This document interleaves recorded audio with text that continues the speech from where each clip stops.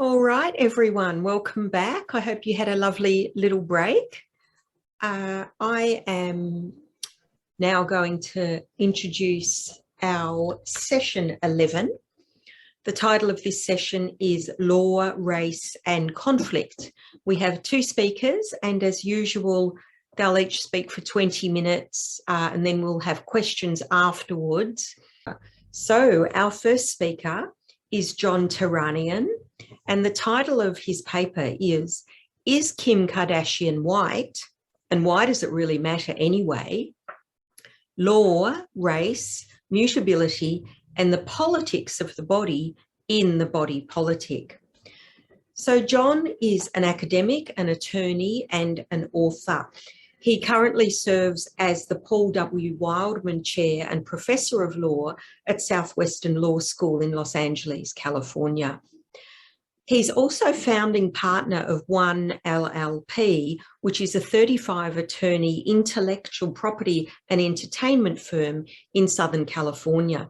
In this practice, he's litigated numerous high-profile lawsuits, including copyright, trademark, and right of publicity disputes involving Madonna, Don Henley, B.B. King, Betty Page, Jimi Hendrix, Winston Churchill, and Perez Hilton, among others.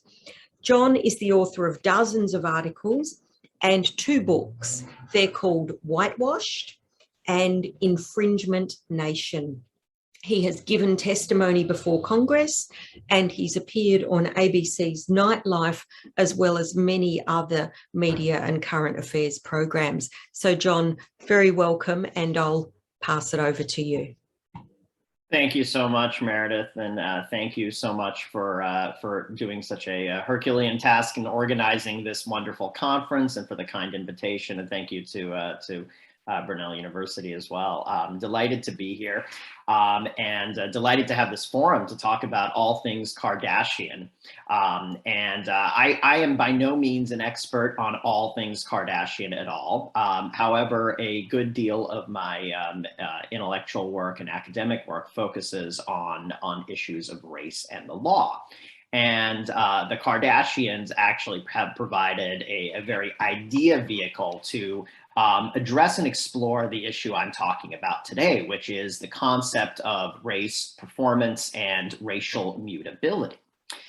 And I came to this project really in recent years, given, of course, the massive, great racial reawakening we've seen, particularly in light of the tragic events last year involving George Floyd, but more broadly over the last few years, the issues of race that continue to plague the United States as well as other countries. The Black Lives Matter movement, Colin Kaepernick's famous kneeling protests, the tragic events at Ferguson and Baltimore and Charleston, recent fights over issues involving racial sensitivity and icons and brands like Aunt Jemima and the Washington football team and its former name, the controversies over voting ID laws and immigration and, the critical race theory and the backlash to wokeness and the woke police. All of that has kind of animated this discussion, kind of deep dive into really the crux of what race is and what race means, and really its social construction. I was particularly motivated for this particular topic because of an unusual thing that is occurring in the United States, which gave me pause and kind of gave an instigation to this topic, which is several years ago, the United States Census undertook a study as to whether it should in fact change the racial categories that are used by the United States government on the census form. And in fact, as we'll talk a little bit more later in my talk, one of the key proposals related to individuals of Middle Eastern and North African descent, arguably of which Armenians are constitutive. And the idea was to create a separate category for them. And as I'll discuss, this would move them out of what had previously been a categorization of white under the census. And so in a very real way, millions of Americans would potentially be waking up white one day and the next day waking up as a different category, MENA, Middle East, North African. And included in that category potentially could be the Kardashians. And so the idea that they would be transitioning in race is a fascinating one, in particular because when we talk about transitions and the Kardashians, traditionally we've talked about gender transitions, of course, Bruce Jenner and Caitlyn Jenner. This, of course, raises the issue of racial mutability, an issue that we don't really discuss much. We tend to view race, both socially and in the law, as a quintessential immutable trait, something that people are born with. You are born your race, and that is it. But the very fact of a census change and a legal definition change in terms of whiteness, what whiteness is, suggests that race actually may be more mutable than we think. And all of this, of course, ties in with some recent high-profile controversies involving race fraud. Rachel Dolezal, for example, the white woman who was found to be pretending, arguably, to be Black as a member of the NAACP, controversies involving Elizabeth Warren, the American presidential candidate and senator, and whether she in fact is of Native American descent, or Hilaria Baldwin and her alleged Spanish ethnicity. And that controversy. So there is much fodder to discuss here. And as Erin Keane, a journalist, once quipped about Kim Kardashian, she said, like a round, shiny mirror, Kim Kardashian's butt reflects back to us our myriad cultural panics and anxieties, inviting us to oil them up and present them to the world. And in this respect, the issue of race, Kim is at the center. Her identity, the way she presents herself racially, her starring role in some important controversies related to race, including her work on mass incarceration and justice reform initiatives, her accusations against her of cultural misappropriations, including the issue of the kimono scandal and the use of that potential brand prior to changing it to Skims. Her comments regarding raising what she's called her mixed race children, and her awareness of race all play into this. So for my talk, I'm going to start out by discussing a little bit about Kim Kardashian's construction of race and how we would view her race through a prism, 3 different prisms. First, what her race would be historically. Second, what her race would be legally speaking. And then third, what society tells us about her race. I'll then examine why this even matters at all, why the question of Kim Kardashian's race raises important broader points about race in American society. And we'll talk about, finally, some of the challenges that racial mutability presents for the analysis of race, both in the United States and abroad. So I'm going to start out talking about the prism of Kim Kardashian's race through 3 different lenses, right? Historical, legal, and sociological. I will start out talking historically, the idea of Kim Kardashian and what her race might be. And historically, Kim Kardashian would not be defined as white. But I think it's really important to note that neither would most of you. And when I say you, I mean the people on this line who might think that they are white, historically would actually not necessarily be considered white. And that is because the concept of whiteness is a relatively modern construct, one that sort of dates back to the 17th or 18th century, and one that has changed dramatically over the last couple of 100 years, particularly in the United States. Let me give you a fascinating quotation from Ben Franklin, one of the founding fathers of America, talking about how he viewed whiteness. To Ben Franklin, only people of Anglo-Saxon origin were white. Everybody else was non-white, including to him the Swedes, Italians, French, Spanish, and even Germans and Russians. This is what he said. The principal body of white people on the face of the earth consists of the number of purely white people in the world is proportionally very small, he wrote.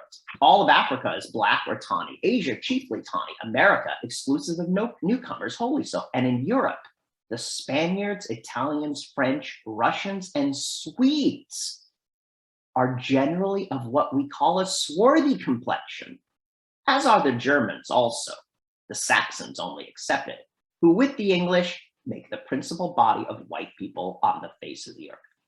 So to Ben Franklin, the Swedes were of a swarthy complexion and not white.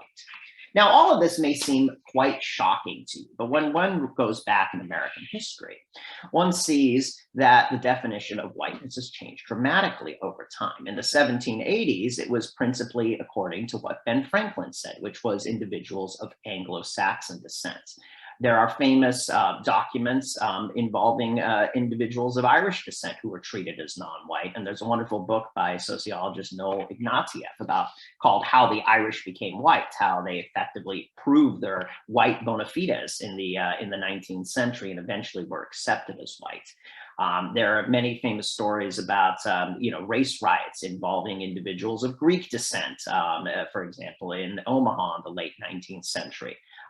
Individuals of Italian descent were frequently discriminated against and treated as non-white. In fact, there's a reference in a very famous California case involving desegregation to pools in the 1940s in San Bernardino County being segregated between white and non-white people.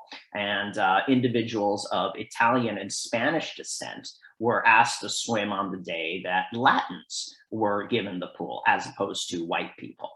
And so we can see really over time, we have a very, very different definition of whiteness, one that in the past did not encompass anyone other than those of Anglo-Saxon descent as white. And so firmly from that historical point of view, Kim Kardashian would most certainly not be white.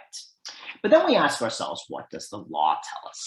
And the law, as it currently is constituted, tells us that Kim Kardashian would absolutely be white.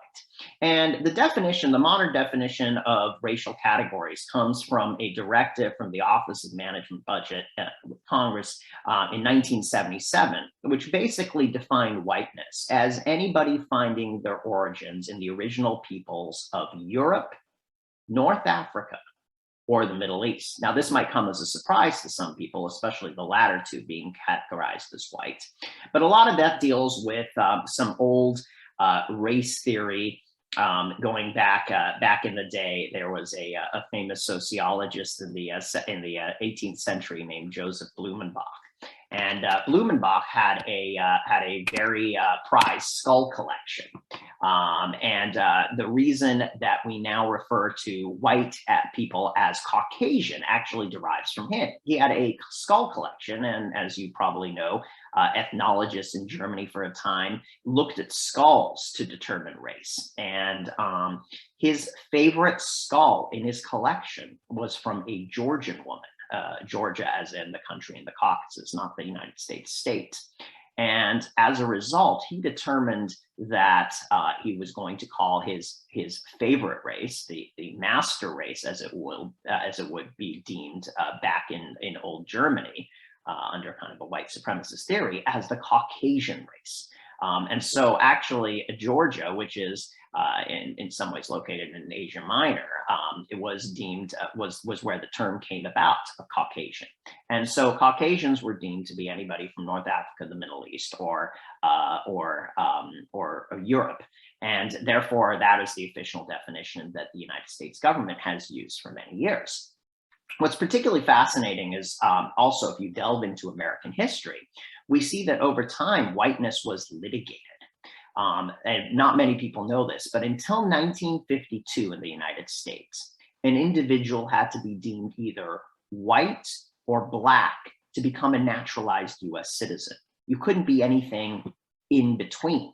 And what that meant was that until 1952, people of various different ethnicities would file petitions with the United States government to be declared white by law, just so that they could become citizens. And citizenship wasn't just simply a political right back then, but in many states, for example, you could not own land unless you were white.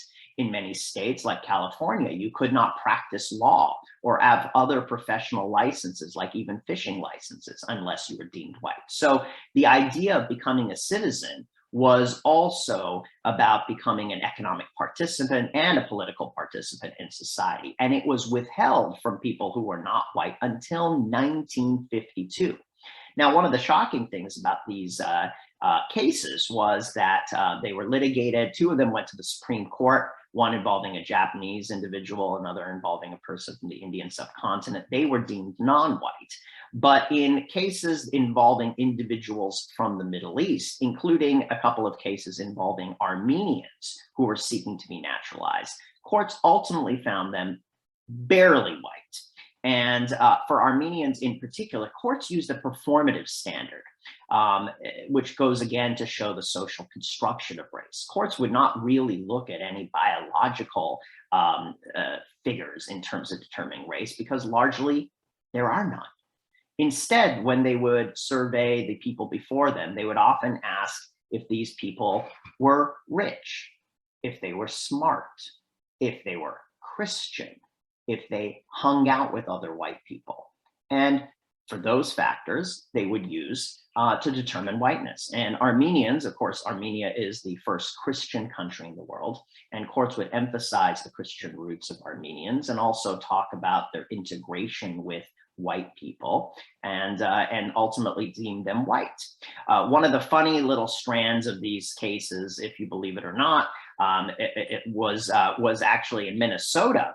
There was an effort by the Attorney General there to actually deny naturalization rights to Norwegians on the theory that they were not white. So hearkening back to Ben Franklin's word, sorry, not Norwegian, sorry, Finns.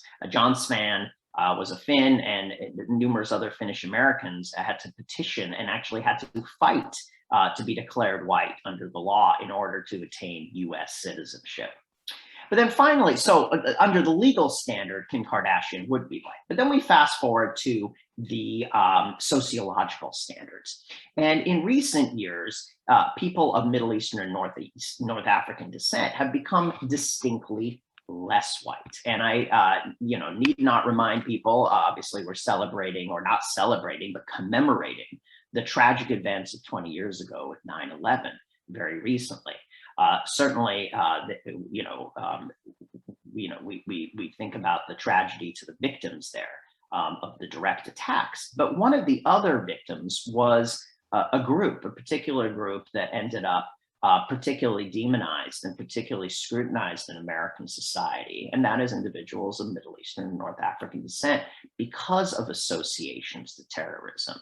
And in a sense, while many individuals of Arab or other Middle Eastern descents may have been treated as white prior to 9/11, post 9/11, they were very much not white. And as a result, one can see that even political events can change the valence in which we cast people's racial construction. Now, all of this ties in with society more broadly, because why does this discussion on Kim Kardashian's race matter at all? Well, obviously, we are not in the post-racial world that many had hoped, especially a decade ago with the election of Barack Obama to the presidency of the United States. There were hails of post-racialism and colorblindness. But as recent events have shown us, we still have very much to do in terms of making racial progress, both in American society and globally. Discrimination remains a pernicious force in our society. And I'll just leave you with one particular data point in the United States that to me is one of the most shocking pieces of data about the racial disparities that still exist, no matter what one thinks about treatment of race. And that is the economic wealth gap. And the most recent data we have is from 2010. We'll get updated data in 2020 once the census results become public. But in 2010, when you look at the average wealth of a white family versus a Black family, the data shows a 22-to-1 differential. 22-to-1, that is shocking. The average white family has a net wealth of $110,000. the average Black family in the United States a net wealth of just $5,000. That gap alone, no matter what else one might think about race or however one might explain that gap, is deeply troubling. Now, how does Kim Kardashian fit into the construction of race? Well, she plays it both ways. And in that sense, she's reflective of these different definitions historically, legally, and sociologically. On one hand, she is wealthy and a celebrity and plays as white. And her mom certainly fits the more traditional definition of what white may be, although her dad is Armenian, which raises some questions, certainly questions that were litigated in the United States 100 years ago. At the same time, though, she presents herself as a countervailing force to traditional Anglo-Saxon kind of waifish model and body type. And in that sense, she very much plays ethnic and plays up those ethnic ties in a variety of ways, including in the celebration of her Armenian heritage and her particular visage and the way she presents her body. As a result, and many times, right, the Kardashians have been accused of cultural misappropriation. Meanwhile, she also plays herself as white when she contrasts herself to Kanye West, when she talks about raising mixed race children. And so in some ways, she's white, in some ways, she's not white. And this malleability of race is reflective of a broader trend in American society about race being malleable. And I just want to bring an interesting contrast to the way that society has approached Caitlyn Jenner and her gender identification, which was, at least in the popular press and elite circles, universally applauded and embraced, versus the way we have dealt with issues of racial malleability. Consider the backlash against Elizabeth Warren when she claimed she was Native American, or Rachel Dolezal, the woman who was quote unquote outed as a white person, even though she was had lived most of her life as a Black woman working for the NAACP and teaching ethnic studies courses. She was roundly mocked and deemed non-white. But that begs a question. Why are we okay with gender transitions, but we are not okay with racial mutability, especially when the biological basis for even deeming race to be a fixed thing is very much suspect. And our history and the Kardashians have shown for many, many years that in fact, race is a mutable force, one that is very performative and one that is constructed. This has lots of implications for the law, broadly speaking, because we generally treat race as immutable, and also for broader political debates about how we define race, what makes someone Black, what makes someone Native American, what makes someone white. And so seeing I'm running out of time, I have many more things I could say on this subject, but I'll just leave it with this. In the coming decades, in terms of our civil rights jurisprudence, we're going to have to finally grapple with the growing understanding that racialization is a construct, that it is inherently fluid, and that it is performative. In other words, the law and our civil rights superstructure is ultimately going to have to keep up with the Kardashians. Thank you. Fantastic. Thank you, John. So much there for us all to think about and to discuss in the question time. Really, really powerful. Thank you. I'm now going to introduce our next speaker. Nick White is not with us.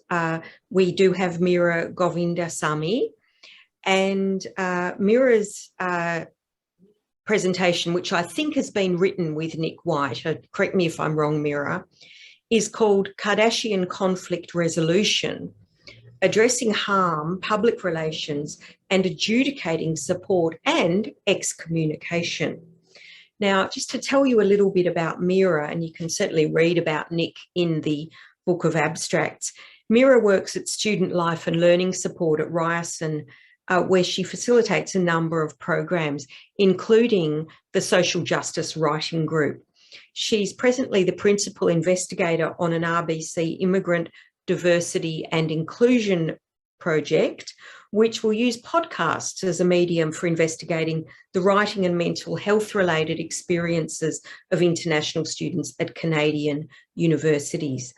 MEERA's graduated from the joint program at York University and Ryerson University with a Master's in Communication and Culture, for which she received the gold medal. Congratulations, MEERA. And we are really looking forward to hearing this paper. I will hand it over to you. Thank you so much for having me. So first of all, the presentation is called Kardashian Conflict Resolution. My name is MEERA. I use she, her pronouns, and I'm affiliated with X University. So X University is obviously not the name of the university, but we are named after a colonizer who was one of the founders of Canada's residential school system. And so in the recent months, there has been quite a big movement to rename the university, which is something that is now going to happen. We don't have a new name yet, so there's a big student movement and faculty and staff movement to support students asking for the renaming of the university. And I will share an article in the chat if anyone's interested to learn more about that process. Okay. So in today's presentation, I'd like to bring together some themes related to interpersonal conflict portrayed on Keeping Up with the Kardashians, as well as concepts related to restorative justice, as well as transformative justice movements. Through this conversation, I'd like to argue that what initially appears as a restorative approach to conflict resolution on the show actually ends up sidestepping a truly radical approach to community. Instead, I propose that the public nature of the relationship conflicts that the Kardashians display and the family-dependent approach to business that they pursue are central motivators in the Kardashians' way of managing harm. So one of the reasons that I've always loved Keeping Up with the Kardashians is in some ways it's divergent from other reality TV, especially in the way that conflict is handled on the television show. So there are moments where there's a lot of high emotion. You can see Kim about to body slam Kourtney in one of these images. But in reality, a lot of what the show is about is a bunch of sisters lounging on cream-colored couches. Sometimes their friend Scott is there, sometimes their mom is there, and they're dealing with conflict with one another in a way that is surprisingly functional, calm, and sensitive in a lot of situations. And so I think that in some ways, I'm going to argue that the show's storytelling narrative arc actually ends up mimicking a lot of the central tenets of restorative justice. Of course, ultimately, I don't think that it achieves an approach to restorative justice, but I think that there are some interesting themes that come out if we observe that in the show. So now I would like to share a clip. This is a vintage clip from Keeping Up. So enjoy their old voices that they used to use on the show. And we'll see Kourtney coming in to apologize to Kim for taking her clothes without asking. And then I'm going to try and read some themes of restorative justice into this particular moment.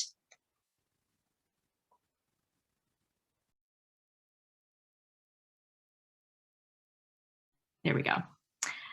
So this is just one example, but almost every single episode of Keeping Up ends with a moment like this where somebody apologizes for their wrongdoing, and then typically the apology is accepted and everyone is able to move forward. And in some ways, I think that this commitment to resolving conflict in a way that's tidy and sensitive follows the same arc as restorative approaches to justice, which seek accountability from those who cause harm, but don't want to treat the perpetrators of harm as disposable or subject them to unnecessary punishment. So even though it's kind of a silly, lighthearted clip, in that instance, what we see is Kim asserts her boundaries about what she's looking for in the relationship. In that case, it's respect around borrowing her clothing. And Kourtney apologizes, she's accountable for her actions. And then Kim doesn't continue to penalize her. They go to a party together and she gets to borrow an outfit.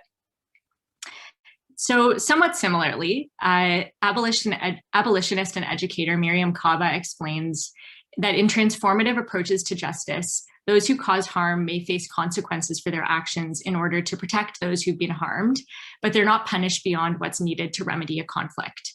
And I think that that's what we see often on the show. And before going forward, I just want to provide some quick working definitions of restorative and transformative justice.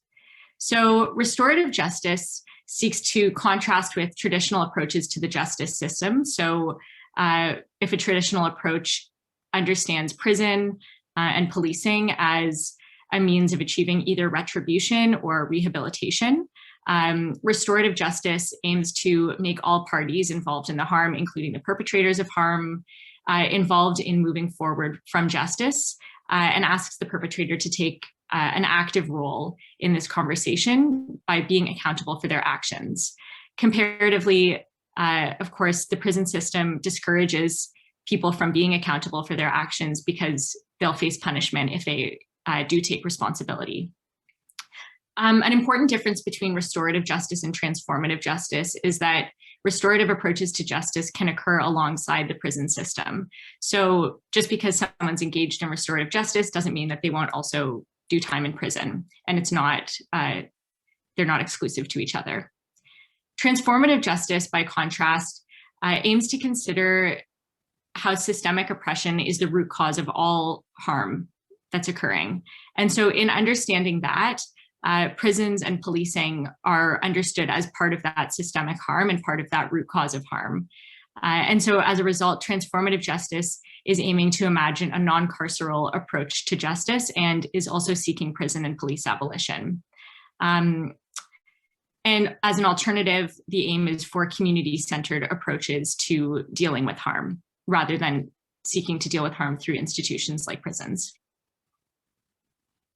And so just to be clear, I'm arguing that in some ways there are parallels with restorative justice, but as we'll see, even in Kim's own work, we're not really able to get into the area of transformative justice in the personal lives or elsewhere with the Kardashians.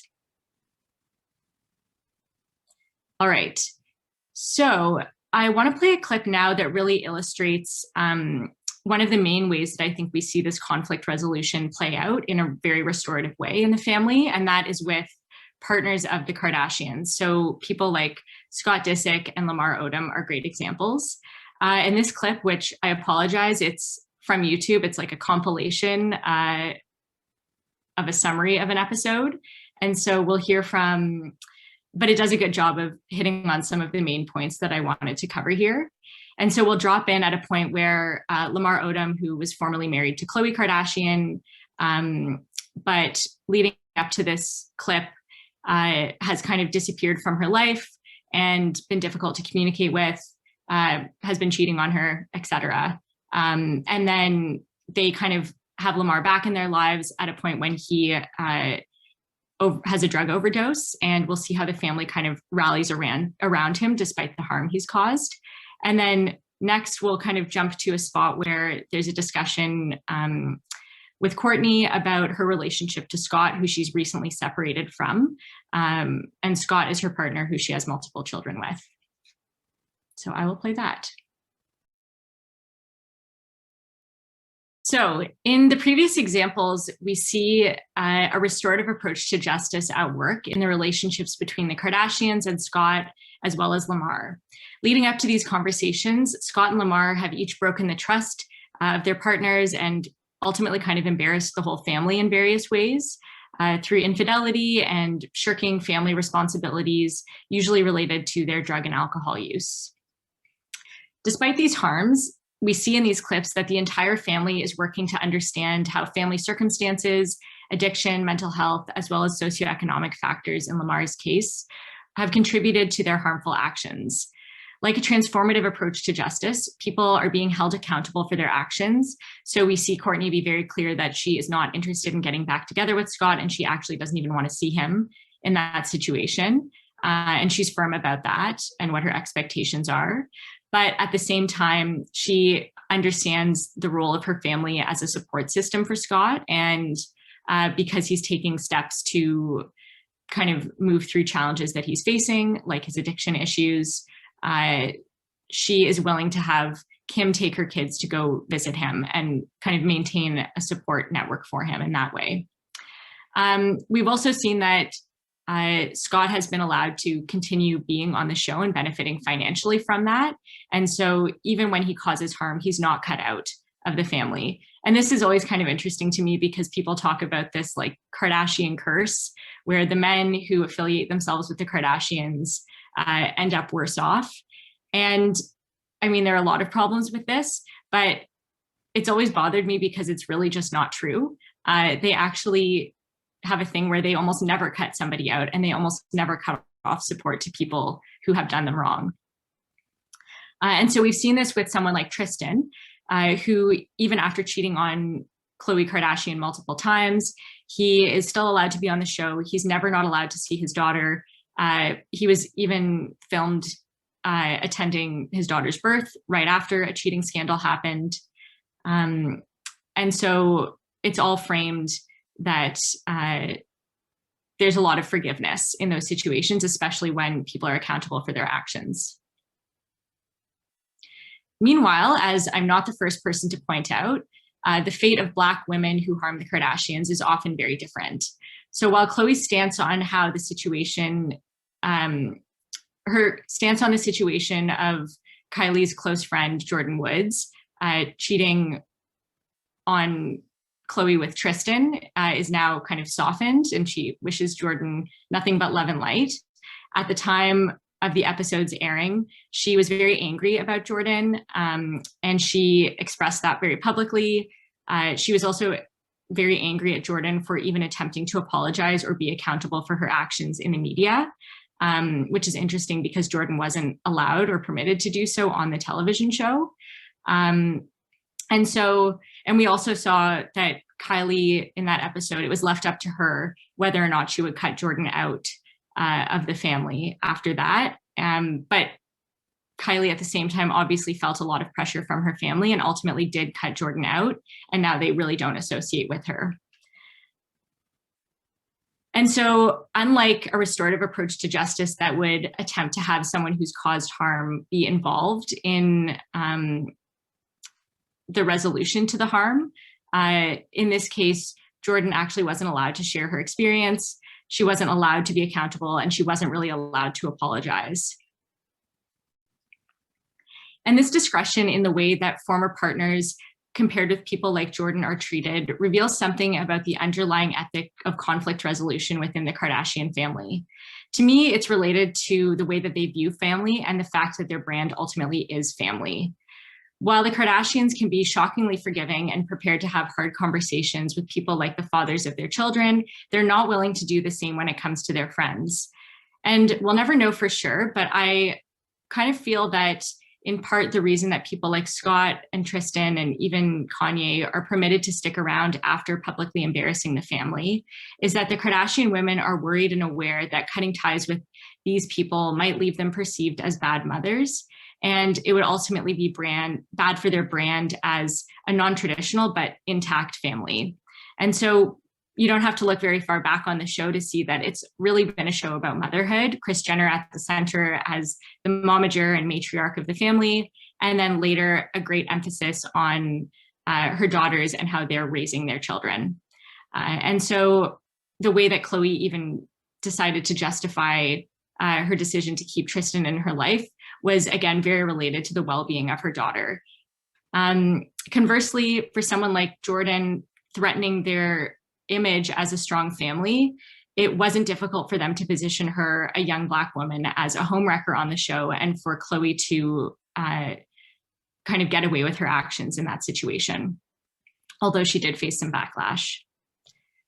So unfortunately, I think that what sometimes ends up having parallels with restorative approaches to justice is actually a byproduct of Kardashian PR savvy. They have a good understanding of the role family has played in their success, and they're very careful to keep that intact.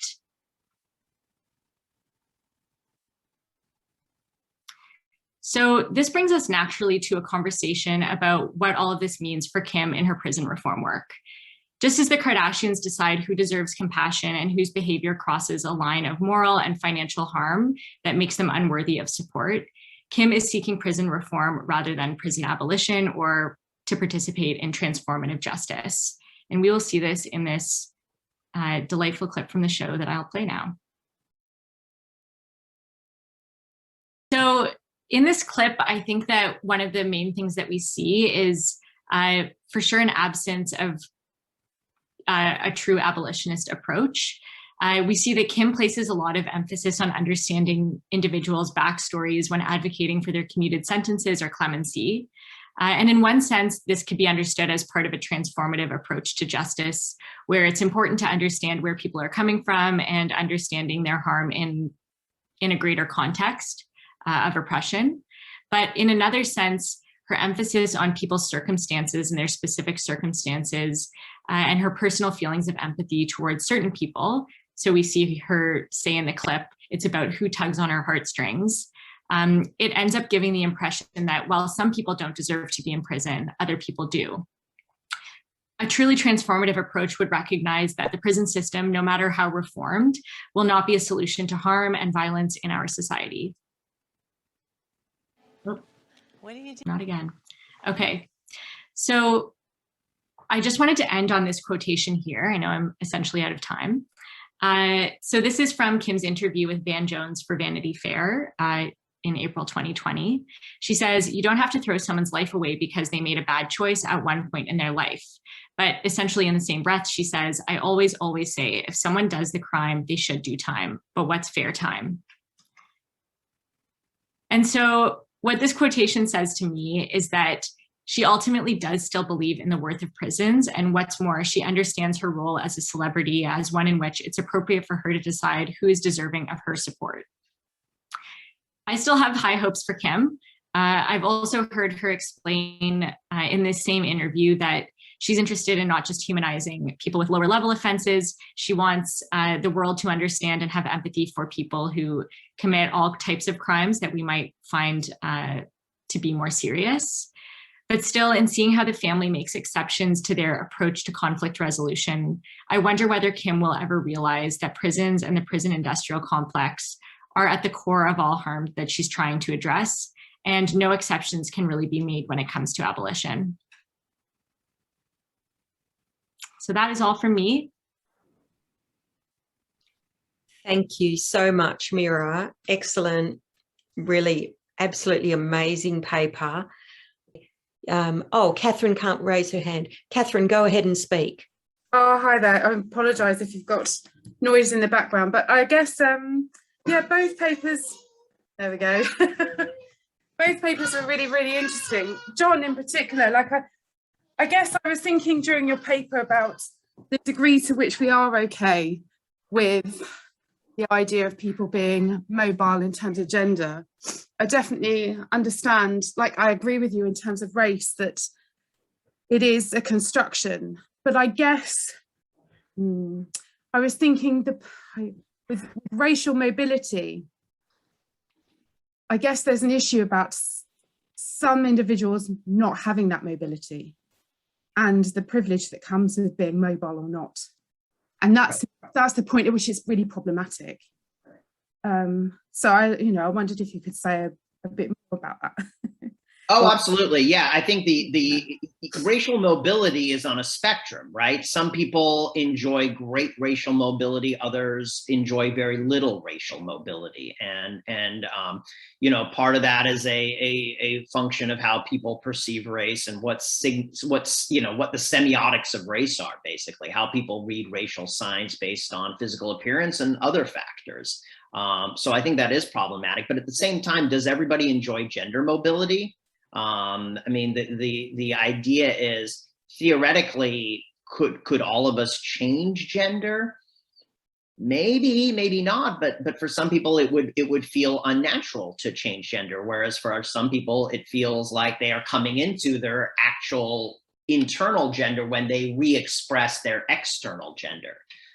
So I'm not sure that explains the difference in how we feel. And one could argue, that the act of someone who was previously identified as male becoming female could be seen as an act of privilege, because that person can always go back to being a man at any point if they want to, just like it's an act of white privilege for a white female to perform as a black woman because at the end of the day, she can always go back to being white, which is something that the vast majority of people who are identified as Black cannot do.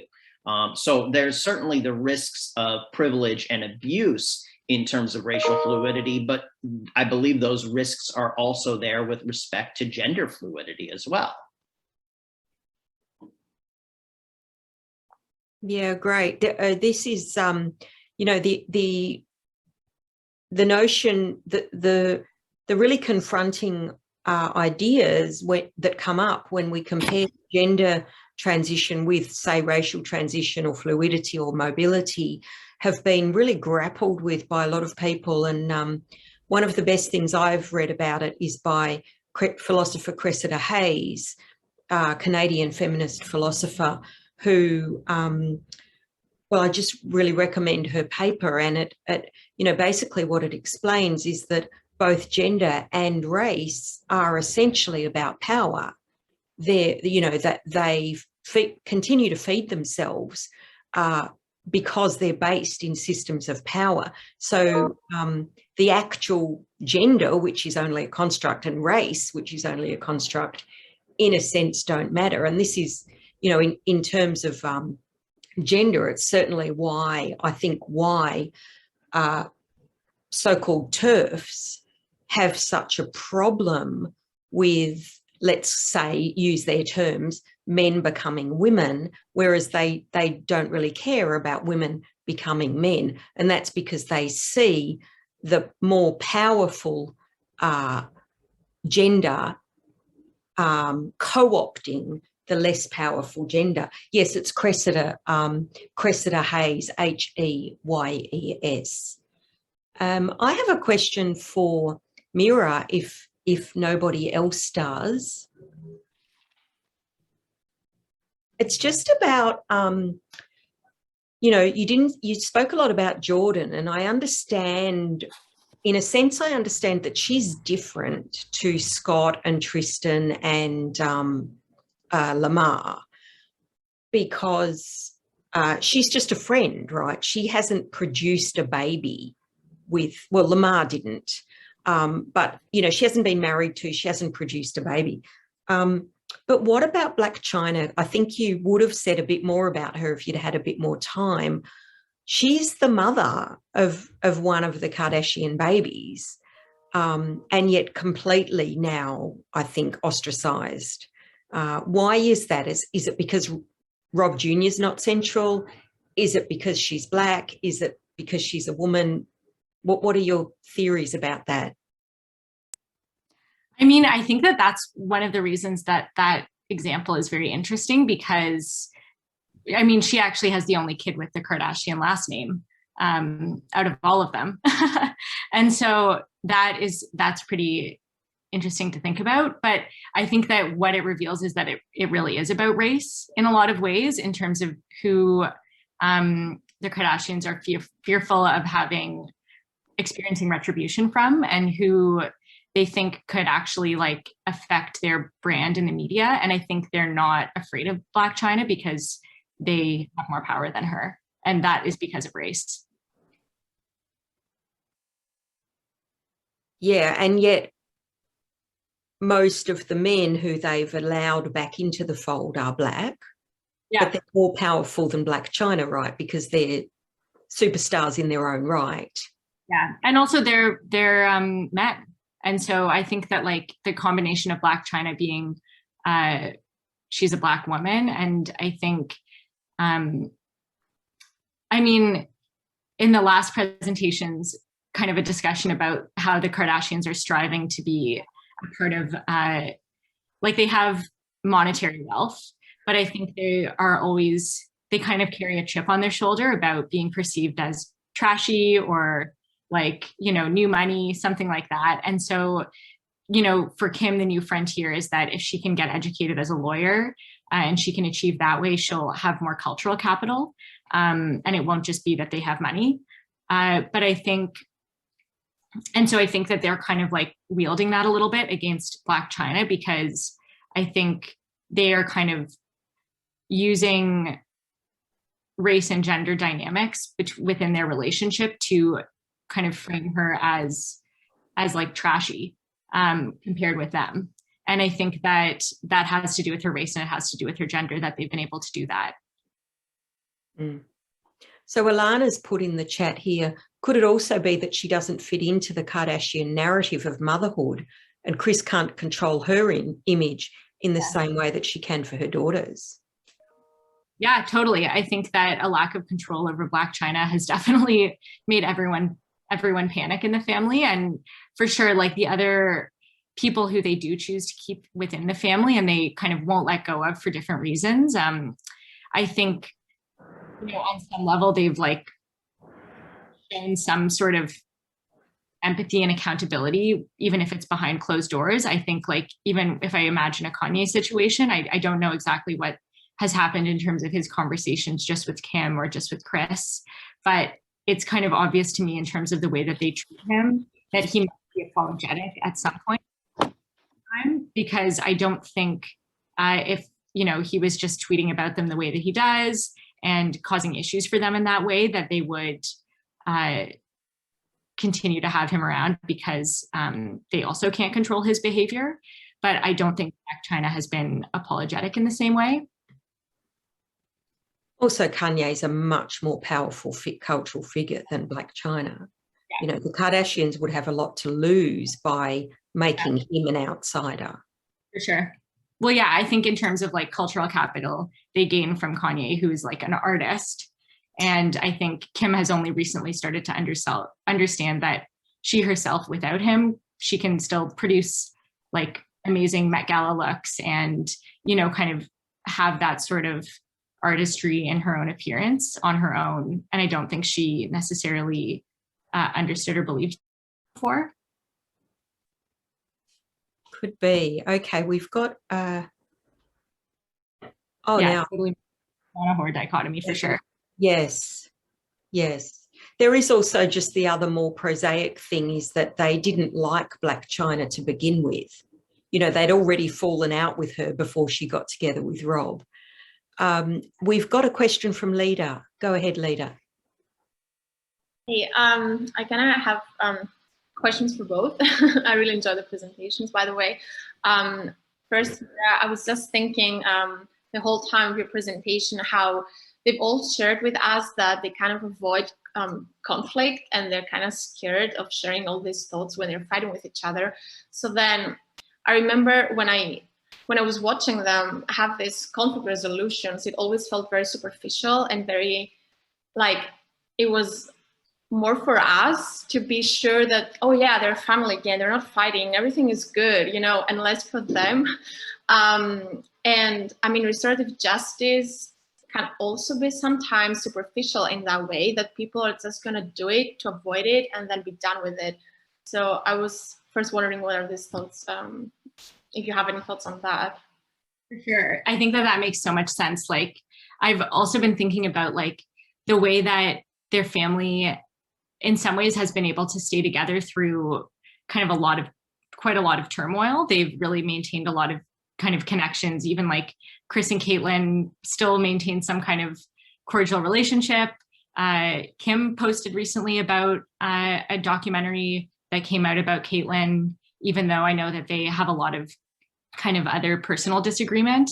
And it makes me wonder about the role that the show itself has played in kind of keeping their family structure together, because in a sense, it's been like, it's kind of operated like a court-sanctioned situation where they have to resolve their conflicts and they have to participate in some kind of like a restorative justice process because the producers of the show are asking them, you know, are you sorry? Or I think you should go apologize for what you did. It'll make a good end to the episode. And so I'm curious to see what will happen without the show actually. Like and this is something that Scott brings up at the end of the season, because he, of course, kind of has no reason to be there in a lot of ways. And he's concerned that he's not going to be so necessary within the family and he's not going to see people anymore once the show is over. And so what will happen when everyone is kind of released from this obligation to resolve conflicts in like a tidy TV way? Yeah, thank you. Yeah. Yeah, and my other question, I mean, with John's presentation, I literally never thought about it. So thank you for stimulating my brain. I'm definitely gonna think about it later. But I was just wondering if you think, I mean, what do you think it has to change so that it can be, racial mobility can be positive? Because right now I also see the danger of getting, like that it can be abused by many, and then it would also diminish all the problems and the systematic failures that people of color experience because of that. But in case it could change, even if we speak just, you know, ideally right now, what are your thoughts? Right. No, that's a great question. I think there have been many instances of abuse. Some of the high-profile ones in recent months have been a number of college professors in the United States who have been found out to be white, but had passed themselves off as people of color, oftentimes teaching in ethnic studies programs or programs related to history, where they would focus on a particular area that was related to their purported ethnicity and it wasn't their real ethnicity. Jessica Krug, for example, some individuals pretending to be Native American, et cetera. And so in this sense, it's been a very cynical abuse, because it basically burnishes their credentials in that area, credentials that they don't really have. And it's in a weird way, it's the ultimate kind of act of white misappropriation, right? Because it is going from people who are enjoying the benefits of white privilege in their life normally, and then on top of that, they want to enjoy the benefits of being diverse or people of color in the limited context in which that might actually be helpful. And so that is problematic. I think we need to see the fluidity go both ways. So, for example, you know, I use the example of Hollywood and casting. For many years, we've seen casting of ethnic roles going to individuals who are white, who then play ethnic, and that's been deeply problematic. It's not inherently problematic to have people play outside of their race. In fact, in an ideal world, we should have that, where the individual's race doesn't matter. But the problem is, it's always gone one way. It's white people playing people of color. It's never people of color playing white people until very recently. And so I think what we need is the fluidity to move in multi directions for it to be something that is seen less cynically. And on top of that, you know, so long as we have massive socioeconomic disparities on the basis of race, and we need programs that acknowledge that and give pluses to bringing diversity to the table, we can't have people basically enjoying the benefits of affirmative action when in fact they haven't suffered or are not of, you know, the birth, are not perceived of really as people of color otherwise, unless they kind of cynically, put on that face. And so I think maybe it needs to be a drawn distinction between one's cis race and one's performative race. And cis race may be used for determining qualification for certain programs of affirmative action, but at the same time, we should have a general respect for people's chosen race, just as we respect people's chosen or external gender, and prevent discrimination on the grounds of gender. So I think maybe that's a distinction whose time has come. We've had that distinction between sex and gender for many years. We need the same nomenclature in race to distinguish between cis race and chosen race. Okay, absolutely fascinating. Also very challenging. I want to thank John and MEERA so much for these absolutely excellent papers, really getting us thinking about some really challenging areas. I need to move straight into the next panel, which is about happiness. So the name of this final panel for day 2 is The Search for Happiness. We, as usual, have 2 papers. They have 20 minutes each, and then a bit of discussion at the end. Please do stay with us. We've had a lot of people joining in the last half hour. I don't know what it is. Maybe everyone in California's woken up or something like that. So I want to introduce first introduce you to Cassandra Hill. The name of their paper is Spectacular Happiness, Reality TV and the Good Life. And you're here, aren't you, Cassandra? Just checking. Yeah, I'm here. Perfect. Hi. So I've got a very short bio for Cassandra. Cassandra is a writer currently based in Philadelphia. Her work focuses on the intersections of identity and mass culture. She holds a bachelor's degree in philosophy and political science from Emory University. So Cassandra, I'm really looking forward to hearing from you. And welcome. Thank you. In The Promise of Happiness, Sarah Ahmed investigates the idea of happiness. What does it mean to be happy? Where does happiness come from? What are the limitations of happiness as we know it? The history of philosophy is full of potential answers to such questions, many of which Ahmed surveys in her book. She notes how Aristotle, for instance, describes happiness in terms of it being a teleological point, as that which all things aim at. This is likely still how many of us think of happiness. Ahmed suggests, however, that happiness as such has long been taken for granted as a neutral thing, and as that which is wanted without question. Moreover, she wants us to clarify how happiness is associated with some life choices and not others, how happiness is imagined as being what follows from a certain kind of being. She suggests that the history of happiness can be thought of as a history of associations. In wishing for happiness, we wish to be associated with happiness, which means to be associated with its associations. As history progresses, these associations may change. Nonetheless, being associated with those things that are associated with happiness often implies embodying certain characteristics and being in line with certain standards. And as such, Ahmed writes, the very promise that happiness is what you get for having the right associations might be how we are directed towards certain things. Here, I am interested in the kinds of associations that are inherent to our conception of happiness today, as well as those things towards which we are directed in the pursuit of happiness. As the plenary address of the inaugural session of this symposium noted, there is a fetishization of individuality, and I would add of individual happiness under neoliberalism. And I suggest that this shapes how we understand the concept of what it means to be happy. Our contemporary conception of the happy person, or of someone who is living the good life, is based on an image that is born out of neoliberal consumerist values and has little to no bearing on the actual emotional well-being of a person. Thus, the happy person is someone who appears happy, someone who successfully projects an image of certain characteristics associated with being happy. In Society of the Spectacle, theorist Guy Debord offers his critique of modernity in describing a society whose relationships are, quote, mediated by images. Our conception of happiness is one that is spectacular, insofar as it is dependent on such mediation and dependent on images. Social media and television, particularly reality television, play an important role in society, and as such, they are an indispensable tool for examining the social dynamics of contemporary life. These mediums encourage a spectacular way of being and reinforce the idea that, quote, all social life is mere appearance, as Debord writes in regard to the spectacle.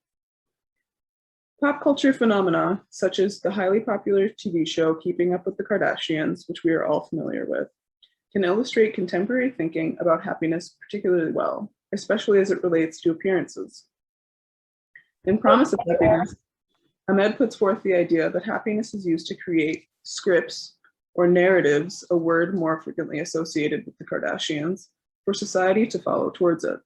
She writes, happiness is not simply used to secure social relations instrumentally, but works as an idea or aspiration within everyday life, shaping the very terms through which individuals share their world with others, creating scripts for how to live well. These scripts might be considered methods for keeping up appearances, but perhaps not guides for finding true emotional well-being.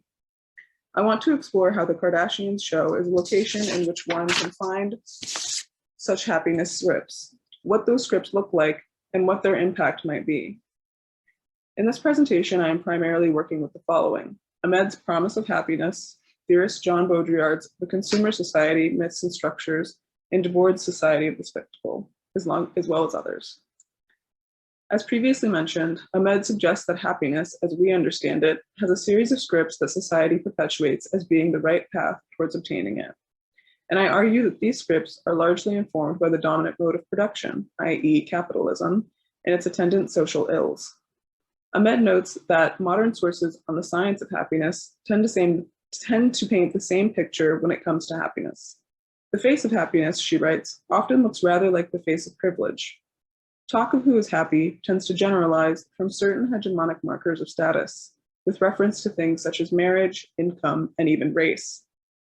E.g., married people are happy people, people with high income are happy people, and people in the dominant racial group are happy people.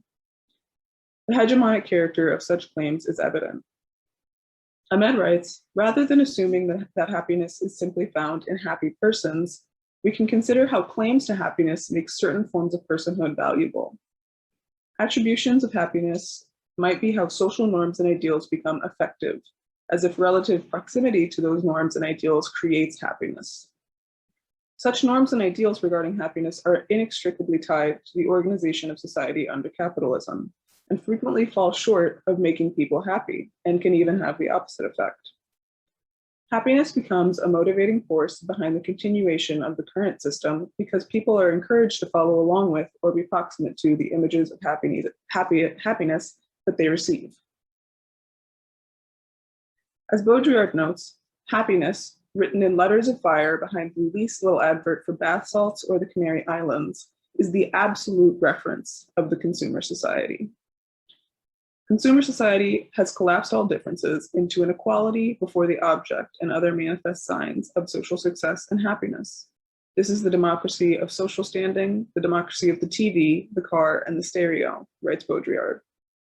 In other words, the pursuit of happiness becomes a matter of signifying happiness through commodities, as opposed to finding actual well-being in the sense of being well. It is in this sense that it is clear to see how the lives of wealthy and highly visible people, such as the Kardashians, are generally viewed as happy, despite the ironic and cliched insistence on money being unable to buy happiness.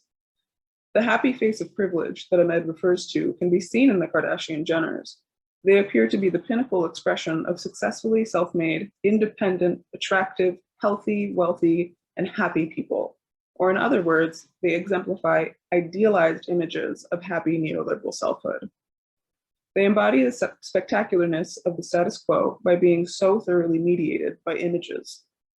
The privilege they hold that allows them to be so in line with the status quo gets obscured by the dominant ideology inherent to neoliberalism, a kind of capitalist individualism that would have us think that everyone is equal, that there is a level playing field, and that the Kardashians have simply played the game exceedingly well, a narrative that they themselves play into, likely because they also believe it. Debord understands this ideology as a falsification of the reality of class structure. He writes, quote, whereas at the primitive stage of capitalist accumulation, political economy treats the proletarian as mere worker, these ideas of the ruling class are revised just as soon as so great an abundance of commodities begins to be produced that a surplus collaboration is required of the workers. In other words, class structure has appeared to collapse due to the existence of surplus, which demands an ever-increasing amount of consumers from all class backgrounds. Aside from class, the dominant ideology also ignores other kinds of structural differences, such as race and gender, that allow for the popularity and success of media stars like the Kardashians. In the following sections, I explore some of the kinds of scripts that the Kardashians exemplify regarding gender and sexuality, race, and class, respectively. Since their inception as a TV family, the Kardashians have portrayed their own brand of spectacularly post-feminist, post-race hyperfemininity, bordering on stereotype from their vocal fry to their hyper-focus on appearance and the female body as a site of sexuality. They sell the audience their take on a classic script about what it means to be a happy, empowered, cisgender, and heterosexual white woman. However, the empowerment that they portray is a specifically capitalist and neoliberal form of empowerment, which is limited in many ways. For one, there are limits to the use of the body and/or appearance as a substitute for the self. But as Baudrillard notes, in our consumer society, happiness has to be measurable. It has to be a well-being measurable in terms of objects and signs. The body, through its appearance, that is, how it looks both naked as well as clothed, has become such an object or sign, one which points to supposed well-being, happiness, and empowerment. Additionally, the Kardashians tie sex to empowerment while at the same time distancing themselves from sex work, another popular post-feminist narrative of women's happiness. Notably, the Kardashians are known for their bodies which exemplify Michel Foucault's notion of the modern body, which I have described elsewhere as that which has been objectified, weaponized, empowered, and commodified in that order. The Kardashians are known for working on their bodies through exercising, fad dieting, and getting different cosmetics treatments, and are understood as having perfect bodies and desirable bodies with hourglass figures, big boobs, giant butts, toned arms, legs, stomachs, no cellulite, hairless smooth skin, etc. In Foucauldian terminology, this is discipline at its finest. It is the body that is manipulated, shaped, trained, which obeys, responds, and becomes skillful and increases its forces. In our contemporary moment, performing this kind of body maintenance,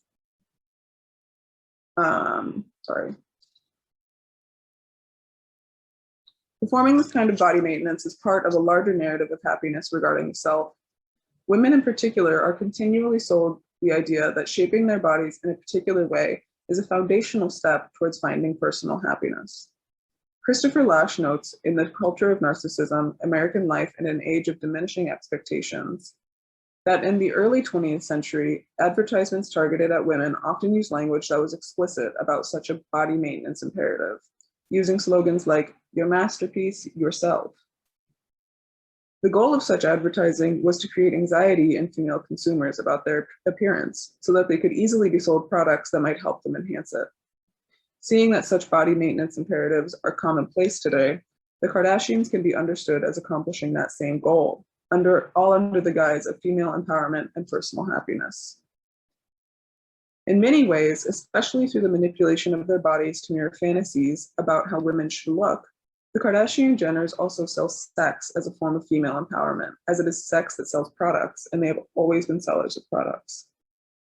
Despite doing so, and using the aesthetics of sex work to further their fame, from ironically having a stripper pole, as seen here, in their family home, to posing nude or scantily clad in magazines and ad campaigns, they frequently make remarks about the unsavoriness of sex work and distinguish themselves from it by not only being antagonistic towards it as an idea, but also by making clear demarcations about their willingness to present themselves sexually.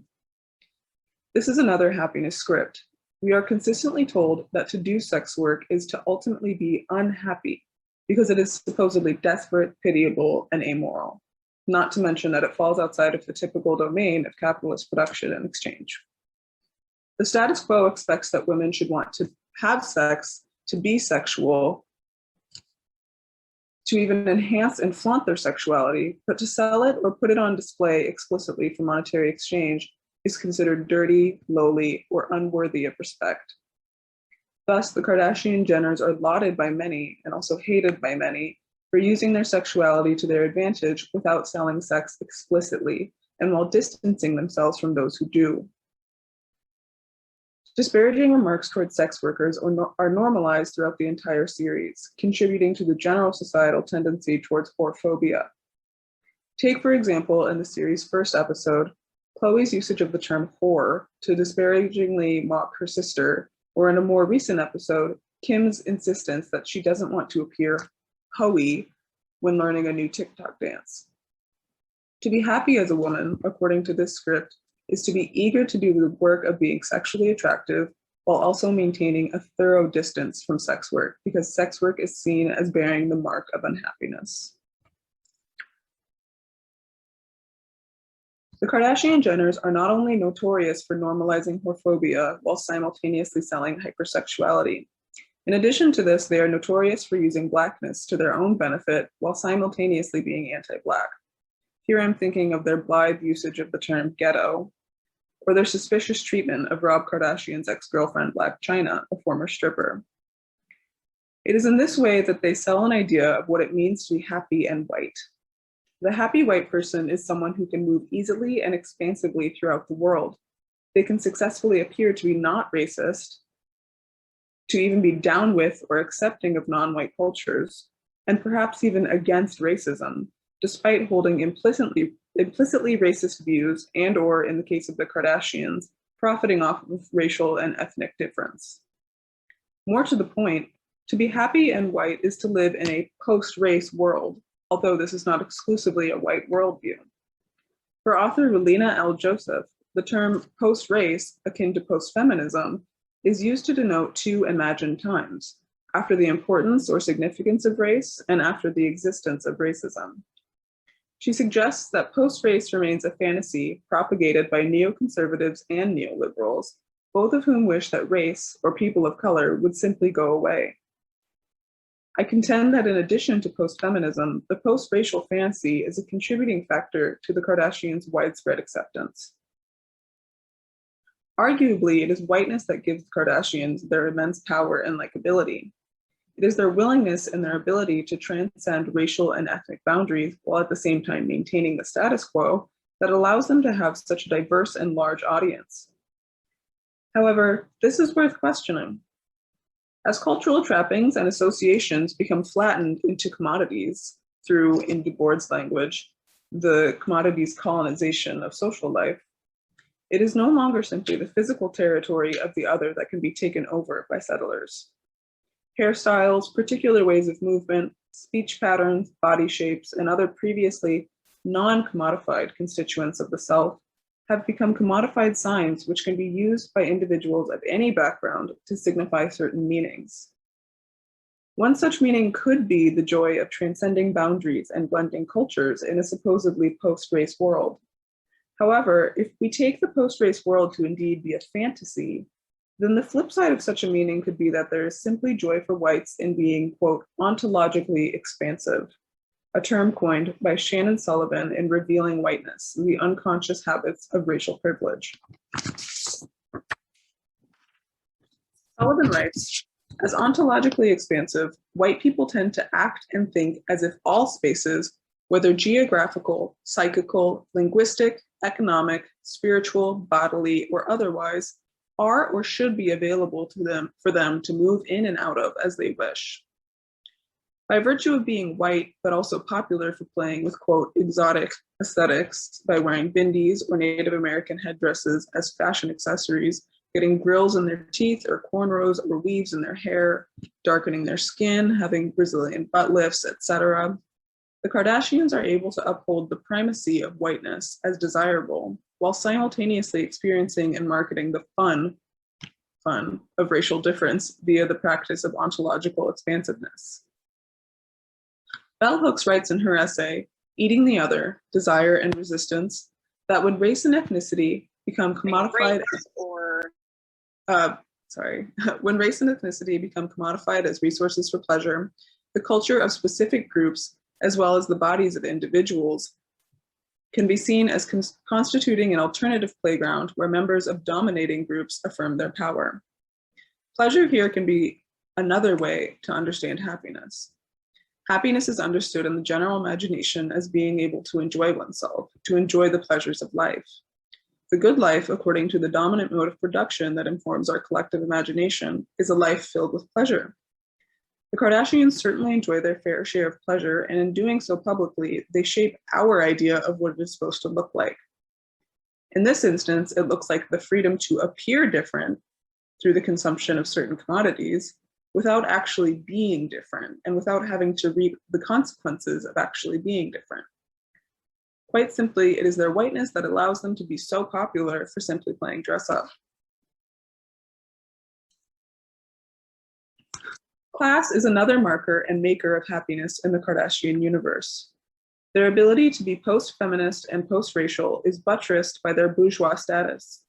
Their wealth and their class privilege, which insulates them from much of the real consequences of gendered and/or racial discrimination, hatred, or violence, is also a crucial element of their fame. While it is apparent that they are often disliked or even fervently hated on the basis of their being successful women, this is arguably limited to the realm of opinion. Outside of that realm, they have come to command a decent amount of respect for their business savvy in particular, gracing not only the covers of fashion magazines like Vogue, but specifically business-oriented publications such as Forbes as well. Their overall marketing strategy is reliant on their public personae and their spectacular way of relating to their potential customers. The image of the happy consumer is reflected back to those who consume Kardashian content. And using the tabloid trope of celebrity that implores us to think stars, they're just like us, to their advantage, the Kardashians continually reinforce the idea that consumption as a totalizing phenomenon need not be questioned. As Baudrillard writes, the great exemplary lives of self-made men and founders, pioneers, explorers, and colonizers, which succeeded those of saints and historical figures, have today given way to the lives of those who fill the magazines and TV programs. And it is always the excessiveness of their lives, the potential for outrageous expenditure, that is exalted. This sentiment gets to the heart of the Kardashians' popularity. Their show is at least partially premised on the spectacular everydayness of their lives as wealthy consumers. Even the products that they market are ultimately things that they themselves are seen using. Their fame has paved the way for a rampant influencer culture and for the ability of other regular people to achieve the same kind of fame through fashionable and seductive interactions with products on social media platforms. The image of happiness in the age of the Kardashians entails having influence over others' consumption choices. To be the best at consumption, in other words. In this way, influencers like the Kardashians fit the image of the happy person. Though this image of happiness is merely a myth of consumer culture, happiness does not necessarily follow from the act of consumption, and those who promote consumption as a way of life are merely doing the labor required for the maintenance of the status quo and getting paid for it. Quote, the individual who in the service of the spectacle is placed in stardom's spotlight is in fact the opposite of an individual, Debord writes. In entering the spectacle as a model to be identified with, the celebrity renounces all autonomy in order to identify with the general law of obedience to the course of things, namely capitalism. Thus, the Kardashians and those who emulate them may appear to simply be happily self-made, industrious individuals who want to offer people the products that they are seeking, but they are also more than that. In the grand scheme of things, they are instruments whose purpose is to further the interests of capital, whether they intend it or not. When Kylie Jenner posts an image of her altered, bikini-clad body wearing expensive jewelry, basking in the sun next to her private pool at her mansion, what does it mean when she captions such an image, happiness above everything and anything? Bourgeois ideals about the good life tend to dominate the collective imagination, making our orientation towards happiness one that is consumerist, individualist, and spectacular. My goal here is not to question the genuineness of the Kardashians or anyone else's happiness, but to simply understand what the concept of happiness might be composed of, and what has been taken up in the place of real emotional well-being. Happiness, as we know it, is a construct formed by the dominant mode of production, and discourse on happiness often fails to reflect the reality of people's mental health situations. The Kardashians have a monopoly on the idea of the good life, because the way that we see them is mediated by the highly constructed reality they put forth as a way of marketing their brand, one which aligns with the image of the ideal consumerist lifestyle. In other words, what I am intended to point out is that the feeling of happiness often gets conflated with the appearance of happiness, as it is signified by certain markers, and that the Kardashians show often highlights and reinforces this conflation. Certain plot points do show the inability of their spectacularly consumerist way of life to meet the need for happiness in a truly emotionally fulfilling sense. For instance, in the show's 17th season, Kourtney is clearly struggling with balancing what is best for her mental health and the imperative to commodify her life for the show's benefit. At some point in the season's first episode, she remarks to Khloe while in tears, "I have so much and I should just be so happy." There are two key things that we can draw from Kourtney's situation here. One, that this kind of self-effacing attitude is one that is common in consumer society. There can be a simultaneous feeling of lack and an awareness of abundance that is created by the replacement of true emotional well-being with an endless chase after objects and experiences that one can buy. And two, we all know the discomfort that can arise from the societal imperative to commodify oneself. It too is a part of this happiness script we are given by consumer society, and one that Keeping Up with the Kardashians and other reality TV shows perpetuate. We are sold the idea that sharing our lives through the mediating force of images will bring us happiness, when in fact this merely fetishizes the idea of life and turns it into a commodity, alienating us from life as such and the real happiness that it may bring. Thank you. Perfect. Thank you, Cassandra. I literally just sent you the message to say, time's up, and you finished exactly on time. Awesome. Beautiful, beautiful use of Sarah Ahmed's work. Loved it. Yeah, I'm a huge fan of hers, and yeah, oh, very, very, very impressive paper. Thank you so much. I know people are going to be really keen to ask you questions on that. We're going to first hear from our second speaker for this final session on our second day, and then I hope we'll have time for questions at the end. Okay, so our second speaker in this session is Stephen Rodriguez. Their paper is called Kanye's Inferno, Donda West, the Divine Comedy and the Search for Love Through Absolution. So Stephen Rodriguez is an information systems specialist based in Brooklyn, New York. He studied English literature at the University of North Texas, with concentrating on BIPOC and queer and gender studies. He vacillates, like we all do, between love and hate, depending on which season of keeping up with the Kardashians he's watching, probably which episode, probably which scene as well. And I'm really looking forward to hearing what he's got to tell us about Kanye and the Divine Comedy. So, Stephen, I know you're here. Hello. Hi, take it away. Let me share my screen really quick. All right. So Kanye's Inferno, Donda West, Divine Comedy, and the Search for Love Through Absolution. So a bit of an overview of this presentation. I'm going to be examining Kanye's Donda West performances, and specifically looking at how it mirrors Dante's The Divine Comedy as a form of allegorical morality tale. Looking at Kanye's journey through his own personal hell in hopes to find absolution and happiness through using his music and the memory of his mother. Whether he makes it or not to this absolution will be discussed in the presentation. So a little bit of background, I guess, on just ideas within the Divine Comedy and that are seen through the Donda performances. So Road to Fortuna basically translates to the Wheel of Fate. This is something that was common in medieval, medieval culture. The Wheel of Fate is a way to describe human nature and how the ups and downs of fate are something that everyone sees. We cannot escape the Wheel of Fate. Boethius, the Roman philosopher, wrote The Constellation of Philosophy, where he examines this idea and along with other ideas within human nature. He champions this idea of internalized happiness through virtue over human nature. So basically, happiness comes from within that we have to find, and by doing this, we can walk a virtuous path.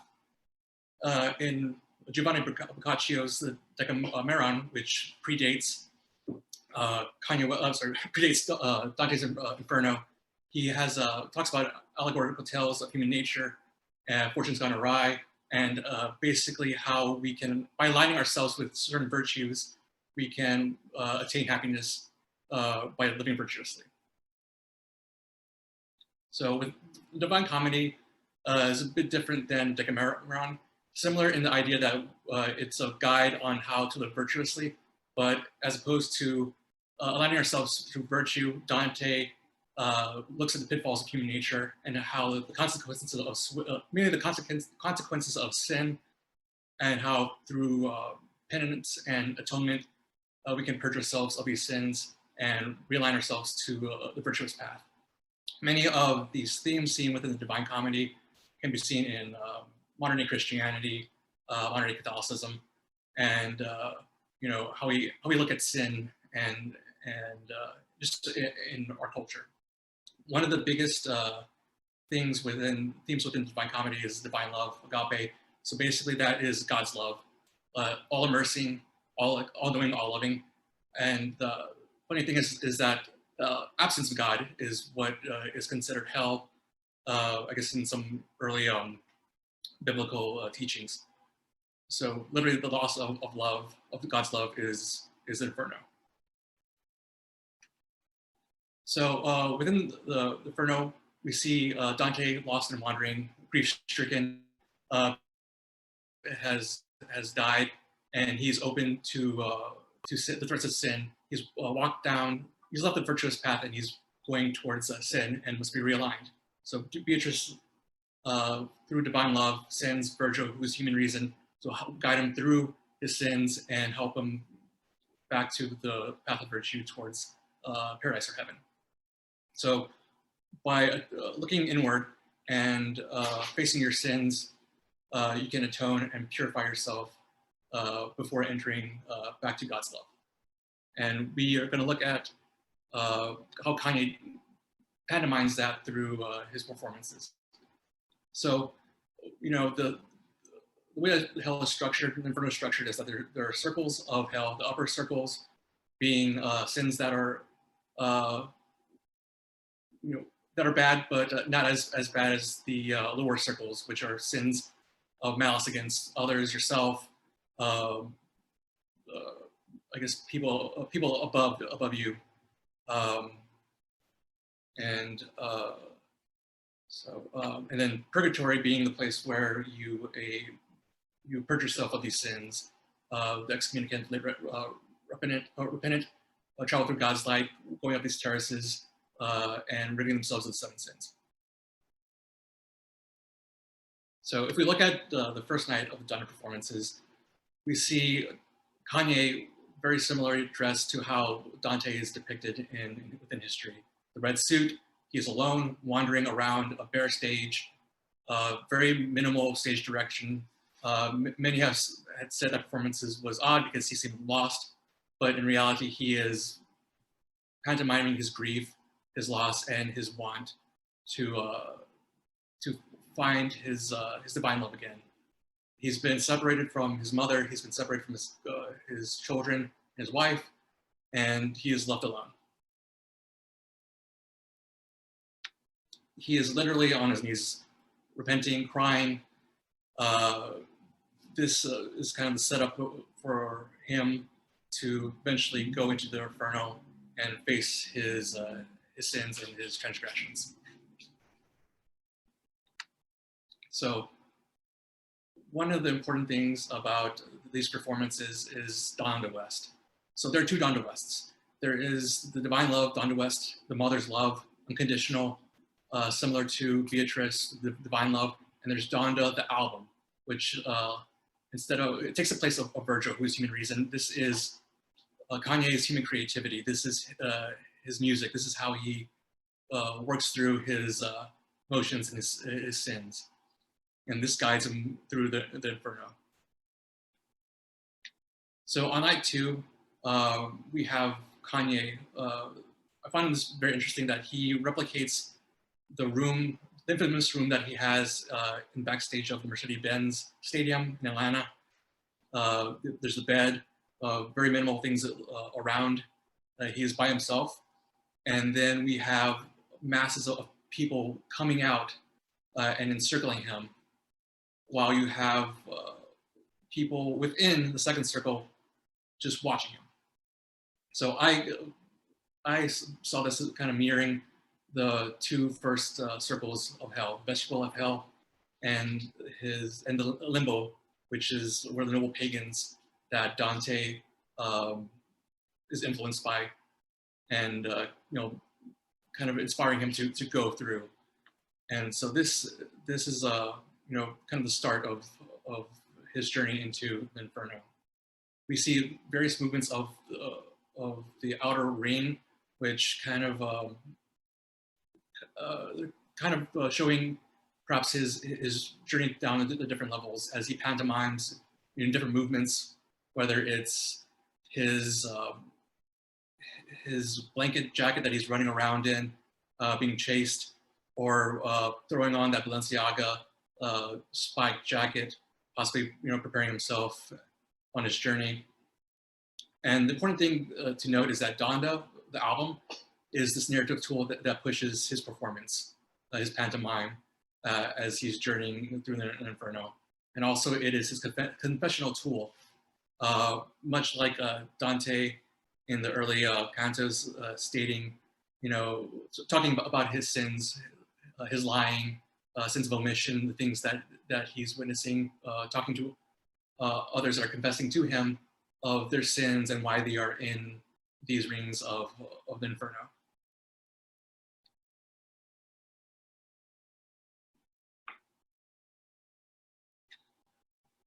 So when talking about divine love and virtue, Donda West, the woman, is this unconditional love. She is this thing that he has lost and that he's seeking to regain. And creating this album possibly is a way of him realigning. He's using various chants, sound bites from her, talking about him as a person and this unconditional love, despite his erratic behavior, his questionable behavior that he's done in the past. That this unconditional love is something that he wants. In addition to the schism that he has with Kim, this loss of love that he perhaps is wanting back, but I mean that's speculation. But if you look at the album itself, it's broken up. I feel it's broken up into various sections. You have the beginning of the album, which is very conventional. It's talking about all his sins and transgressions. Jail is a good example of that. And then you have the second half, which is songs of repentance, songs of aligning himself with God, talking about pushing the devil like aside. Pure Souls is a good example of that. So we have this kind of similarity with Dante and the Divine Comedy, whereas in the Inferno he is facing these demons, wanting to reach this divine love, and once he exits the Inferno, Purgatory is where he's going to purge himself of these sins by going up the terraces, literally doing the most to get into this earthly paradise where he'll meet Beatrice again. And we have Kanye pantomiming this want and need to reach the light, to reach his mother's love, to regain possibly Kim's love, and the reuniting with his children. And at the end of night 2, we have his ascension. It's when it happened, I was wondering whether it was the ascension to paradise or was it ascension to purgatory, where he had to further purge himself. In the beginning, the first canto of Purgatorio, we have this description of Dante emerging out of the Inferno to see this wonderful light that's coming over Purgatory.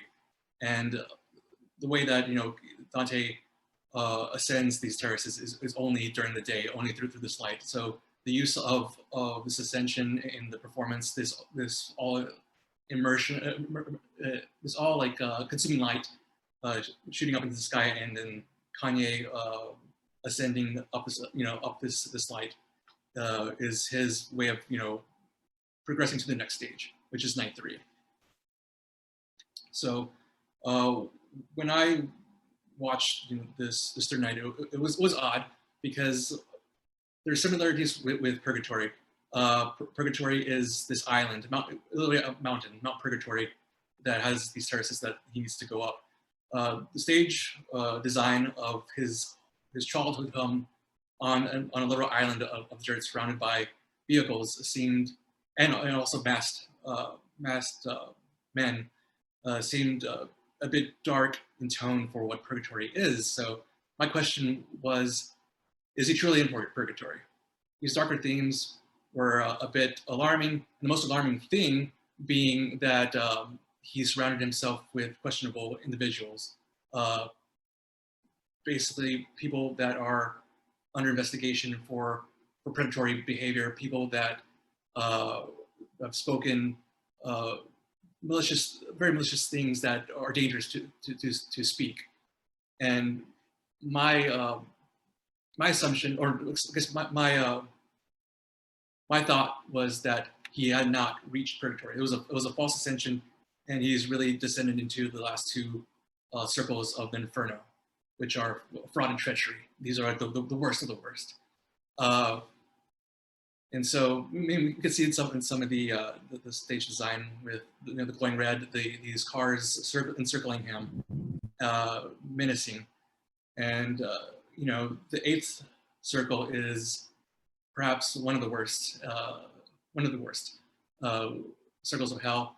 It's there that holds the fraudulent, the malicious, and definitely two of the individuals that he is partying with in Donda's house fall into this category of people that you would find within the 8th circle.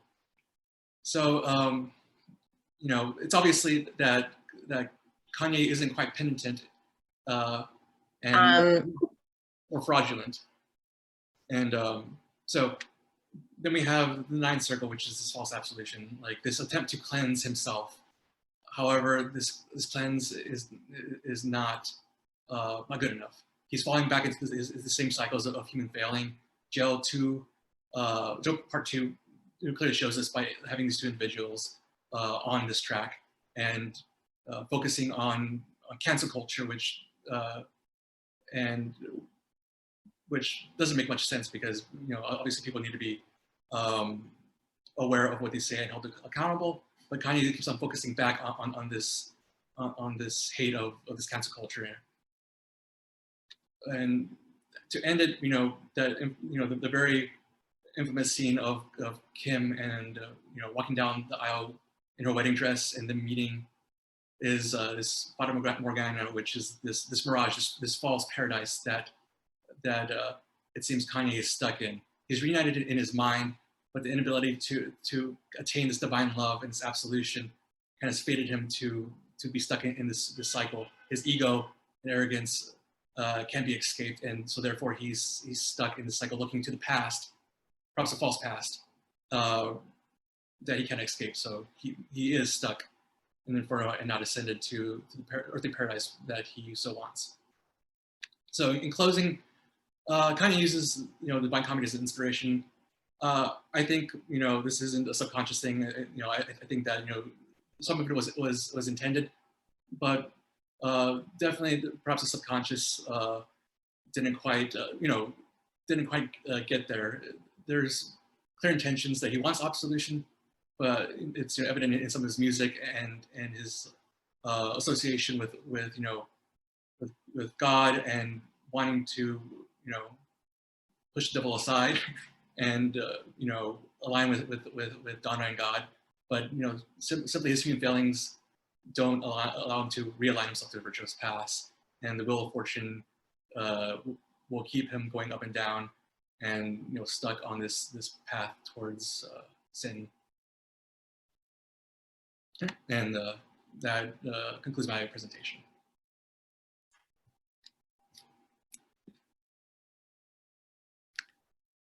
My goodness, thank you, Stephen. You've got a lot of good comments there in the chat. Really fascinating. So as usual, I'm struggling to bring the two papers together, although they're both about happiness. But I suppose one of the things they show is that what we think of as happiness is culturally and temporally contingent and absolutely changes throughout history in the ways we can reach happiness. change. And we're currently in a moment where, you know, as Cassandra said so eloquently, happiness is demonstrable through certain activities and certain possessions, etc. Whereas, you know, obviously in Dante's time, and isn't it extraordinary that Donda sounds so much like Dante? I don't know what that means. You know, it was clearly a completely different idea, and yet, you know, you've always been able to buy your way into heaven in a sense, you know, through various religious institutions. Okay, let me read this from Roberta Marangai. Medievalist, wonderful to see these Dantean influences. 2021 is also the 700th anniversary of Dante's death. To what extent would you say the image of the Blessed Woman, Beatrice, which then also influenced Boccaccio and Petrarch, fits with Kim's role in Donda? Beatrice in the Divine Comedy is the one who guides Dante towards Paradiso. Does that mean that then Kim, in this role, broke the promise of bringing paradise to Kanye? I don't think quite so much as her breaking this promise, as more so it being Kanye's inability to realign himself. Definitely, I mean, the funny thing is that Kim was always present at these performances, but very far away. You know, her outfits were, I mean, one of them was literally cloaking herself from him. You know, so close but so far away. So I mean, so the promise, I believe that, you know, there's a promise that she had for him, but in the end, it was him that broke the promise. I mean, he even talks about it in some of his songs about, you know, his infidelities and things like that. So the Blessed Woman, I see it as Kim being is the Blessed Woman, because has been with him for you know, through thick and thin, up to a certain point where it couldn't be sustained anymore. So more so, like, yeah, Kanye is breaking the promise as opposed to Kim. So let's see what Fiola's put here. I initially thought bringing these men to the final Donda listening party was purely for headlines. So it's not worth engaging with. Do you disagree with that? Kanye do anything purely for headlines? I do believe that you know, he was doing it for clickbait, but also like seeing himself in these two men, just simply because he sees as being the victim, even though that he is the one, they're the ones victimizing. I don't want to say their names because, like, giving the, you know, saying their names purely gives them, you know, attention. However, like in the presentation, I had to mention their presence simply because it kind of proves like this inability to be penitent by including these people who are obviously violent. It's clear that he doesn't want to, you know, change his behavior. But I do agree that, you know, I do agree that saying their names is giving them, you know, attention, and I don't entirely disagree with, you know, what you're saying.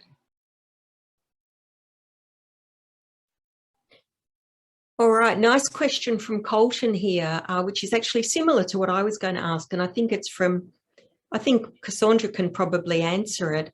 Does the show Keeping Up with the Kardashians reflect happiness as telos, and is it achievable or hopeful? So what I was going to ask was similar, which is that in a culture where we have to visually represent every experience, whether it's internal or external, you know, often through social media, is it actually impossible to feel happiness because it cannot be visually represented? Yeah, well, on the first question, what comes to mind is their the way that they're constantly filming themselves, even outside of the show. their obsession with home movies and documenting themselves on social media, etc. It's like, that to me represents a happiness as telos, because they want to have, quote, like the best memories ever, but that doesn't just mean them. They mean like going forward after they die, they want to be known as like achieving a certain happiness and have that be visually documented and recorded and archived.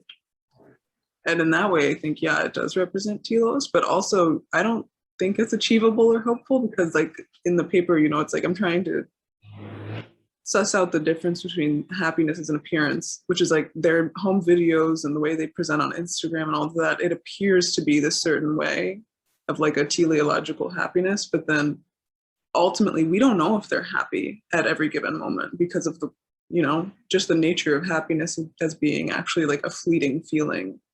So I think teleologically it's an appearance, you know, and that gets into bigger questions of what a teleological point should be anyway. But and then the second question, yeah, I think that it's hard. I think that's another point, is like, you know, mental health is affected by these imperatives to capture ourselves and our happiness on camera, because it's like it's taking away from the moment itself when you have to stress about like, can I capture this, you know, instead of just experiencing it. And I think that's something that Kardashians perfect and perpetuate. And we never really, I mean, you know, maybe you disagree or maybe you can point out that I'm wrong about this, but in my view, it seems like we never get to hear them say something like, I don't want to capture this happiness, I want to experience it. Like, I mean, maybe when they're, not even when they're on vacation, they're still documenting it. It's always documented no matter what. So yeah, I don't think it's achievable. I think it actually is detrimental ultimately to do that. Yeah, I certainly don't disagree with you.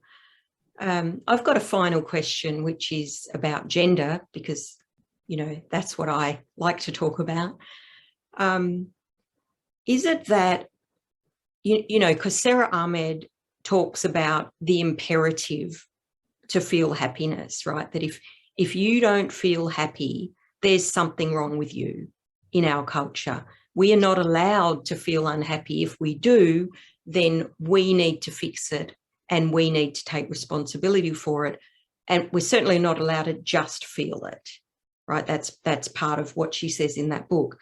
But it seems to me that in Keeping Up with the Kardashians, it's the women who take on that burden of always having to appear happy. They can appear angry at times, pissed off, maybe even bored or something, and very briefly unhappy if, for example, they've been, you know, robbed and kidnapped, right? They're allowed to be a little bit unhappy for a little while, but then they turn off their social media for 6 months and come back when they're happy again, right? But the men are allowed to be unhappy, right? So Scott, for example, is sort of permanently unhappy. Kanye definitely expresses his unhappiness, as Stephen's just demonstrated, and the other men, to various degrees, are quite instrumental in being the sort of unhappy characters. So what do you think about that in terms of a reading about gender and happiness on the show? Yeah, it brings to mind an episode that I was thinking about writing about, but I didn't have a chance, when Kim is broken up with by Reggie Bush, and she spends supposedly like a week or so, or maybe longer, just moping around the house, not going out, not being seen. And her mom comes in to say, Chris is like, you can't do this anymore. This isn't okay. You need to get up and you need to be happy and like move on with your life. And I think that that is really directed towards all of the women. I think every time that one of them has, it's the same thing with Courtney, like I talked about at the end, like they are always being implored to be happy, to be grateful, to be whatever you want to call it. Like they just need to appear happy. And like, yeah, that's like what you're saying. And whereas for like Rob, they're always just like, oh, he's so unhappy. Yeah, I forgot about Rob. About it. Yeah, exactly. Like everybody forgets about Rob because he's just like allowed to be in the darkness. He's allowed to not be showing himself as being happy. He's allowed to be like actively showing his unhappiness. And I think I mean, that is one positive kind of reading, I guess, of the Kardashians in a happiness script, is like they are doing gendered labor in that respect. They are doing the labor of like making sure everything appears happy. Even if it's truly happiness, like they are keeping up the appearance of happiness. Totally. And it is labor, you know, as Ahmed points out. Yeah. So it's part of the work that they do. Mm-hmm. Exactly. Yeah. Oh my goodness. Well, we got a funny comment, is Rob in purgatory? Poor old Rob. Oh dear. Well, you know what, perhaps China and Jordan are in purgatory, or maybe they've been put down in hell. I'm going to call an end to today's proceedings. Thank you so much, Stephen and Cassandra, for those really, really amazing papers. I will see everyone tomorrow. Do feel free to send me personal messages if you want to or need to. I'm really happy about that, or maybe I'm sad about that and I'm allowed to be sad. So thanks again, everyone, and see you tomorrow.